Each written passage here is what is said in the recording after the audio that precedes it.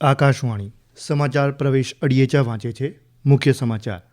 પ્રધાનમંત્રી નરેન્દ્ર મોદી આજે નવી દિલ્હીમાં એનસીસીની વાર્ષિક રેલીને સંબોધિત કરશે. ઉત્તરાખંડમાં આજથી સમાન નાગરિક સંહિતા યુસીસી અમલમાં આવશે. કેન્દ્રીય કૃષિ મંત્રી શિવરાજસિંહ ચૌહાણે જણાવ્યું કે કેન્દ્ર સરકાર ખેડૂતોના સશક્તિકરણ અને વિકાસ માટે પ્રતિબદ્ધ. પ્રયાગરાજમાં મહાકુંભ ક્ષેત્રને આજથી વાહન રહિત ક્ષેત્ર જાહેર કરાયો. ઓડિશામાં પુરુષ હોકી લીગમાં આજે સરાચી રાઢ બંગાળ ટાઇગર્સ દિલ્હી એસજી પાઇપર્સ સામે રમશે.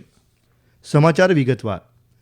પ્રધાનમંત્રી નરેન્દ્ર મોદી આજે નવી દિલ્હીમાં રાષ્ટ્રીય છાત્ર સેના એનસીસીની વાર્ષિક રેલીને સંબોધિત કરશે. રાજધાનીના કરિયપ્પા કવાયત મેદાનમાં યોજાનારી આ રેલીની આ વર્ષની વિષયવસ્તુ યુવા શક્તિ વિકસિત ભારત છે. આયોજન દરમિયાન એનસીસીના 800 છાત્ર સૈનિકો સાંસ્કૃતિક કાર્યક્રમો પ્રસ્તુત કરશે, જેમાં રાષ્ટ્ર નિર્માણ પ્રત્યે એનસીસીની પ્રતિબદ્ધતા દર્શાવવામાં આવશે.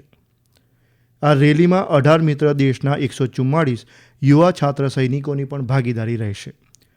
ઉપરાંત મેરા ભારત, યુવા ભારત તથા શિક્ષણ મંત્રાલય અને જનજાતિ કાર્ય મંત્રાલય સાથે સંકળાયેલા 650થી વધુ સ્વયંસેવક પણ આ રેલીમાં વિશેષ મહેમાન તરીકે જોડાશે.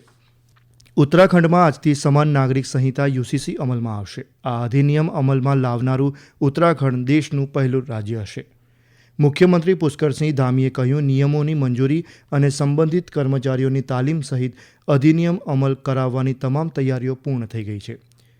યુસીસીનો ઉદ્દેશ દરેક નાગરિક માટે સમાન નાગરિક સુનિશ્ચિત કરવાનો છે. શ્રી ધામીએ કહ્યું, યુસીસી અંતર્ગત જાતિ, ધર્મ અને લિંગના આધારે નાગરિક અધિકારોમાં ભેદભાવ करनारा તમામ કાયદાઓમાં समानता लावानो प्रयास कराशे. आदरणीय मोदी जी के नेतृत्व में 2022 में इस चुनाव में गए थे. हमने कहा था कि हम देवभूमि में रहने वाले हर एक व्यक्ति के लिए एक समान कानून लागू करेंगे और हमने वो वायदा पूरा कर रहे हैं. आज मंत्रिमंडल में सर्वसम्मति से प्रस्ताव हमारा पारित हो गया है. बहुत जल्दी इसी माह हम इसको लागू करने वाले हैं. કેન્દ્રીય કૃષિ અને ખેડૂત કલ્યાણ મંત્રી શિવરાજસિંહ ચૌહાણે કહ્યું, કેન્દ્ર સરકાર ખેડૂતોના સશક્તિકરણ અને વિકાસ માટે શક્ય તમામ પ્રયાસ કરી રહી છે. શ્રી ચૌહાણે નવી દિલ્હીમાં 74મા પ્રજાસત્તાક દિવસ પર વિશેષ આમંત્રિત ખેડૂતો સાથે સંવાદ કર્યો અને આધુનિક ખેતી તકનિકના મહત્વ પર ભાર મૂક્યો હતો. તેમણે કહ્યું, ખેડૂતોની સમસ્યાના સમાધાન માટે ટેકનોલોજીનો ઉપયોગ થઈ રહ્યો છે. તેમણે ખેતીથી ગ્રાહક સુધી મોડેલના અમલીકરણ પર પણ ભાર મૂક્યો હતો. મોડેલનો ઉદ્દેશ ખેડૂતોને પોતાની ઉપજ સીધા જ ગ્રાહકોને વેચવામાં સક્ષમ બનાવવા, વચેટિયાઓની ભૂમિકાઓને ઘટાડવા અને ખેડૂતો માટે મહત્તમ લાભ સુનિશ્ચિત કરવાનો છે. હવે સાંભળીએ મહાકુંભના સમાચાર.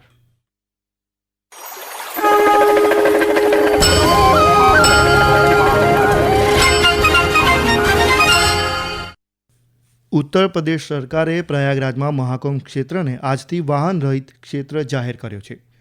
આ નિર્ણય 29 જાન્યુઆરીએ મૌની અમાવસ્યાના અવસર પર અપેક્ષિત ભીડના યોગ્ય સંચાલન માટે કરાયો છે. ભીડ પર નજર રાખવા તેમજ સંગમ પર ભક્તોના વિશાળ મેળાવડાને નિયંત્રિત કરવા સંકલિત નિયંત્રણ અને આદેશ કેન્દ્રને સક્રિય કરાયું છે. સાંભળીએ એક અહેવાલ.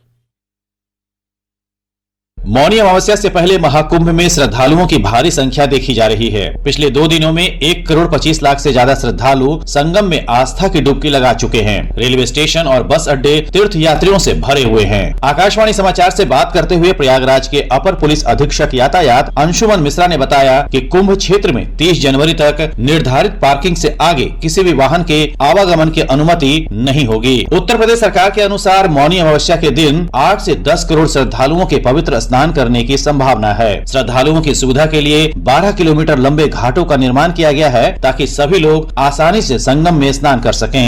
दीपेंद्र कुमार, आकाशवाणी समाचार, प्रयागराज. કેન્દ્રીય ગૃહમંત્રી અમિત શાહ આજે મહાકુંભમાં ભાગ લેવા પ્રયાગરાજ જશે. તેઓ ગંગા, યમુના અને સરસ્વતી નદીના સંગમ સ્થળ પર પવિત્ર જળમાં ડૂબકી પણ લગાવશે. શ્રી શાહ પુરી અને દ્વારકાના શંકરાચાર્ય સહિત અનેક સંતોને પણ મળશે.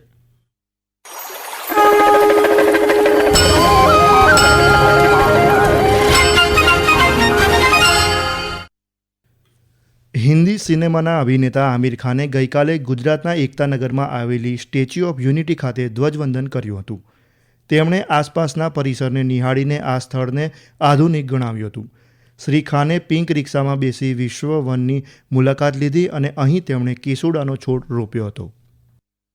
स्टैचू ऑफ यूनिटी जो है, इसके इतने अलग अलग मैसेजेस हैं हम सब के लिए। एक तो ये हमें याद दिलाता है कि हमारे पूर्वजों ने कितने स्ट्रगल से हमारे लिए आजादी की लड़ाई लड़ी है और उस पर विचार करने का मन करता है। हमारे देश को एक बनाया सरदार पटेल जी ने। मैं सभी देशवासियों से कहूंगा कि वो जरूर यहाँ आए और इस अद्भुत स्टैचू को महसूस करें, देखें, उसको एक्सपीरियंस करें। हर हिंदुस्तानी का दिल खुशी से फूल जाएगा। આ સમાચાર આપ આકાશવાણી પરથી સાંભળી રહ્યા છો. આ સમાચાર આપ અમારી YouTube channel AIR news Gujarat પર સાંભળી શકો છો. વધુ સમાચાર માટે આપ અમારી વેબસાઇટ newsonair.gov.in/gujarati અને અમારા એક્સ હેન્ડલ AIR_news_ABAD ને ફોલો કરશો. ઓડિશા વોરિયર્સે મહિલા હોકી ઇન્ડિયા લીગનો પહેલો ખિતાબ જીતી લીધો છે. ગઈકાલે રાંચીમાં ઓડિશા વોરિયર્સે ફાઇનલમાં JSW સુરમા હોકી ક્લબને 2-1થી હરાવ્યું હતું. ઋતુજા દાદાસો પીસલે બીજા ક્વાર્ટરમાં ગોલ કરીને વોરિયર્સને આગળ આવવામાં મદદ કરી, પરંતુ પેનની સ્કીવબે થોડીવાર પછી ગોલ કરીને મેચને બરાબરી પર લાવી દીધી હતી. છેવટે મેચમાં ઋતુજાએ વધુ એક ગોલ કર્યો અને વોરિયર્સે મેચ જીતી લીધી. દરમિયાન ઋતુજા દાદાસો પીસલને પ્લેયર ઓફ ધ મેચ જાહેર કરાયા હતા. પુરુષ હોકી લીગમાં રાઉરકેલામાં Shrachi Rarh Bengal Tigers Delhi SG Piper સામે રમશે. આ મેચ સાંજે 6 વાગે રમાશે. રાઉરકેલામાં સાંજે 8:15 વાગે JSW સુરમા હોકી ક્લબ અને વેદાંતા કલિંગા લાન્સર સામસામે રહેશે. પુરસ્કાર સમારોહમાં ઝારખંડના મુખ્યમંત્રી હેમંત સોરેને ઓડિશા વોરિયર્સના સુકાની નેહા ગોયલને વિજય ચિહ્ન એનાયત કર્યું હતું. સોશિયલ મીડિયાના સંદેશમાં શ્રી સોરેને ઓડિશા વોરિયર્સ સહિત હોકી ઇન્ડિયા લીગમાં સારું પ્રદર્શન કરનારી તમામ ટીમને શુભેચ્છાઓ પાઠવી હતી. ઇન્ડિયન સુપર લીગ ફૂટબોલ ટુર્નામેન્ટમાં ગઈકાલે રાત્રે મુંબઈ સિટી FCએ મોહમ્મડન SCને 3-0થી હરાવી દીધું હતું. મુંબઈ ફૂટબોલ એરેનામાં આ મેચમાં ગૌરવ બોરા, ઓજી લલ્લિયન, જુઆલા છાંગટે અને થાયર ક્રોમાએ પહેલી 11 મિનિટમાં મુંબઈ સિટી માટે 3 ગોલ કર્યા હતા. મુંબઈ સિટી FCના લલ્લિયન જુઆલા છાંગટેએ મેચમાં સારું પ્રદર્શન કર્યું હતું. હવે આજે કોલકાતામાં Mohan Bagan Super Giants Bengaluru FC સામે રમશે. આ મેચ સાંજે 7:30 વાગે રમાશે. મોહન બાગાન સુપર જાયન્ટ ટેબલમાં ટોચના સ્થાને છે. આ ટીમે ગત 7 મેચ જીતી છે. બેંગલુરુ FC ગત 4 મેચ હારી ચૂકી છે અને ટેબલમાં 3જા સ્થાને છે. કેરળના કોઝિકોડમાં થિક્કોડી દરિયા કિનારે ગઈકાલે સાંજે ભારે મોજાની ઝપેટમાં આવવાથી 2 મહિલા સહિત 4 લોકોના ડૂબી જવાથી મોત નીપજ્યા છે. વાયનાડ જિલ્લાના કલ્પેટ્ટાથી આવેલા સમૂહના 5 સભ્ય આ દુર્ઘટનામાં ભોગ બન્યા હતા. સ્થાનિક લોકો અને માછીમારોએ તમામ લોકોને બહાર કાઢ્યા, પરંતુ તેમનો જીવ બચી શક્યો ન હતો. જ્યારે જીવતા બચેલા એક મહિલાને હોસ્પિટલ લઈ જવાયા છે. કલ્પેટ્ટાના સ્થાનિક વ્યાયામશાળાના સભ્ય અને કર્મચારીઓના 26 લોકોના સમૂહ અવકાશ યાત્રા પર દરિયા કિનારે ફરવા આવ્યા હતા. ભારતીય હવામાન વિભાગે આજે હિમાચલ પ્રદેશ, રાજસ્થાન અને પંજાબમાં શીતલહેર રહેવાની આગાહી વ્યક્ત કરી છે. જ્યારે ઉત્તર પ્રદેશ, બિહાર, ઓડિશા, આસામ, મેઘાલય, નાગાલેન્ડ, મણિપુર, મિઝોરમ અને ત્રિપુરામાં આગામી 2 દિવસ સુધી સવારે અને રાત્રિના સમયે ગાઢ ધુમ્મસ રહેવાની પણ શક્યતા છે. અંતમાં મુખ્ય સમાચાર. પ્રધાનમંત્રી નરેન્દ્ર મોદી આજે નવી દિલ્હીમાં NCCની વાર્ષિક રેલીને સંબોધિત કરશે. ઉત્તરાખંડમાં આજથી સમાન નાગરિક સંહિતા UCC અમલમાં આવશે. કેન્દ્રીય કૃષિ મંત્રી શિવરાજસિંહ ચૌહાણે કહ્યું, કેન્દ્ર સરકાર ખેડૂતોના સશક્તિકરણ અને વિકાસ માટે પ્રતિબદ્ધ.